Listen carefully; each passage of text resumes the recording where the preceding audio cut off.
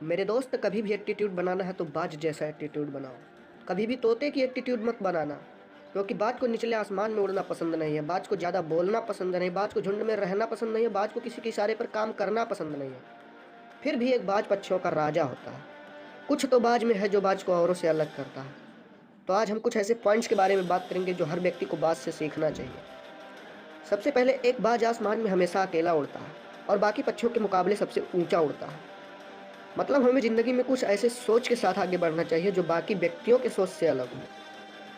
कभी भी अपने आप को छोटी सोच वाले व्यक्तियों के साथ नहीं रखना है, पर इसके लिए आपको खुद ऑनेस्ट होना पड़ेगा और दूसरों से अधिक मेहनत करना पड़ेगा, तभी समाज में आप दूसरों से अलग दिखेंगे। एक बाज को बोलना बहुत कम पसंद है, पर बाज को बोलते हुए आप बहुत कम सुनते होंगे। इसका मतलब है कि आप जिस गोल को अपने मन में बिठाए हैं, आप जिस गोल के लिए काम कर रहे हैं, उसे लोगों से बोल बोल कर नहीं बताना है।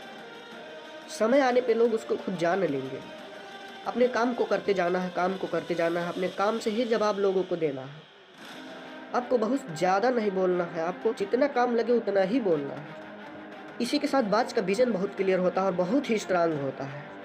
आपने कभी बाज को यदि शिकार करते हुए देखा होगा तो आपको पता होगा कि बाज आसमान की ऊंचाइयों से अपने शिकार को बड़े ही ध्यान से देखता है और फिर बहुत तेज़ी से नीचे आता है और उसे पकड़ लेता है।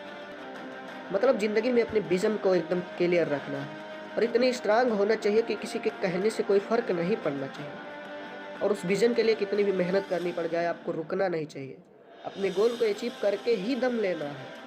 अब चाहे वह छोटा हो या फिर वह बड़ा, पीछे मुड़ के नहीं देखना है। एक बार ठान लिया तो ठान लिया। बाज कभी भी किसी मरे हुए जानवर का शिकार नहीं करता। मतलब हमें अपने पास्ट के बारे में कभी नहीं सोचना है जो मर चुका है या जिसे सोचने से कोई फ़र्क पड़ने वाला नहीं है। हमें हमेशा अपने फ्यूचर के बारे में सोचना है, जिसको हम कैसे बना सकते हैं, और काम हमेशा वर्तमान के जैसा करना चाहिए जिससे हमारा फ्यूचर बन सके। कभी भी उस इंसान के साथ नहीं रहना चाहिए जिसके विचार मरे हुए के समान है या जो सोचता बहुत छोटा है।